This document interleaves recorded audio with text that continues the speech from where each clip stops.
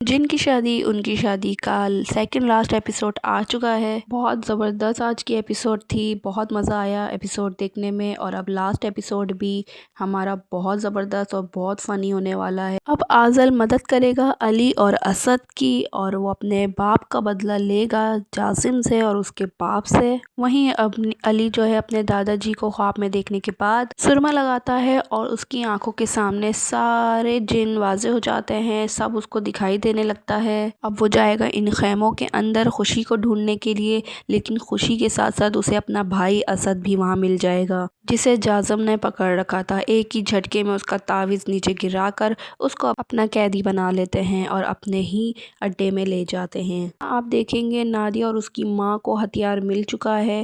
جی ہاں، اب جو ہے ان کو ہتھیار مل چکا ہے۔ اب وہ یہ ہتھیار آزل کے حوالے کرنے والے ہیں۔ اب وہ یہ ہتھیار ان کے حوالے کر کے اپنی ماں اور اپنی بے عزتی کا بدلہ علی سے لے گی۔ وہاں آزل کو اپنے باپ کی سچائی کا پتہ لگ گیا ہے کہ اس کے باپ کا قاتل جاسم اور اس کا باپ ہے۔ آزل یہ حقیقت جاننے کے بعد غصے سے پاگل ہو جاتا ہے۔ آزل کو ہتھیار باہر آنے کی خبر بھی مل چکی ہوتی ہے۔ فوراً وہ نادیہ کے پاس جاتا ہے وہ ہتھیار حاصل کرنے کے لیے، تاکہ وہ جاسم اور اس کے باپ سے اپنے باپ کا بدلہ لے سکے۔ اس کے قتل کا بدلہ لینا چاہتا ہوتا ہے وہ۔ بہت دھواں دار لڑائی ہونے والی ہے جاسم اس کے باپ کی آزل کے ساتھ، کیونکہ وہ ہتھیار بہت طاقتور ہے۔ اگر وہ آزل کے پاس آ گیا تو آزل بہت طاقتور ہو جائے گا اور وہ جاسم اور اس کے باپ سے بآسانی لڑ سکے گا۔ وہ ایک جھٹکے میں سب کو ہرا دے گا، جاسم اور اس کے باپ کو ہرا دے گا ایک جھٹکے میں، اور یہاں علی بھی اس کی فل مدد کرے گا،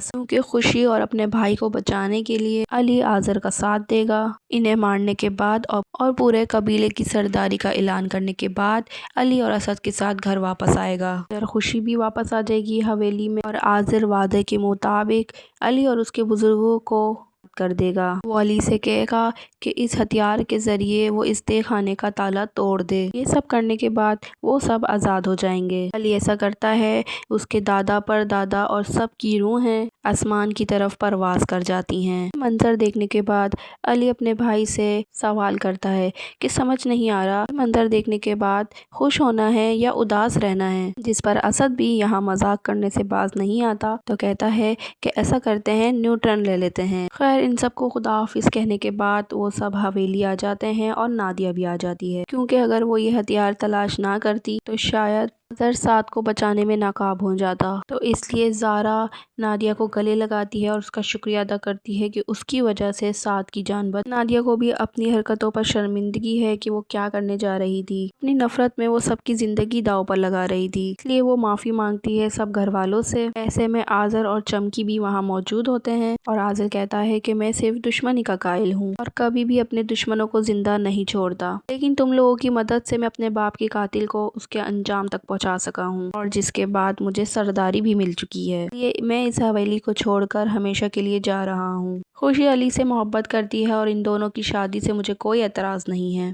وہ وہاں سے چلا جاتا ہے اور چمکی پریشان، آزر تم نے خوشی کی شادی علی سے کرنے کی اجازت کیسے دے دی؟ مجھے سمجھ نہیں آ رہی، تم تو انسانوں سے نفرت کرتے تھے۔ اور آزر جواب دیتا ہے کہ آدم ذات سے مجھے پہلی بار نفرت کے بجائے ہمدردی ہو رہی ہے، ان کی وجہ سے میں اپنے باپ کی موت کا بدلہ لے سکا ہوں۔ اگر یہ لوگ حویلی نہ آتے اور ہتھیار تلاش نہ کرتے تو شاید میں اس اندھیرے میں ساری زندگی گزار دیتا۔ لاسٹ میں اسد زارا سے کہتا ہے کہ قسمت تو دیکھو ہماری، لوگوں کے ابا ایک دفعہ مرتے ہیں اور ہمارے ابا 2 دفعہ مرے ہیں، دوسری بار اپنے ابا کی روح کو اپنی آنکھوں کے سامنے جاتے دیکھا ہے اور اپنے بیٹوں کا شکریہ ادا کرتے دیکھا۔ یہاں علی اور اسد تھوڑے ایموشنل ہو جاتے ہیں اور آخر میں دکھاتے ہیں کہ خوشی اور علی کی بھی شادی ہو جاتی ہے، جسے ہمیں OST اور اس کے ٹیزر میں بھی دکھایا جا چکا ہے کہ علی اور خوشی کی شادی ہو جاتی ہے۔ اگر آپ کو میری ویڈیو پسند ہو تو لائک اینڈ سبسکرائب لازمی کیجیے گا۔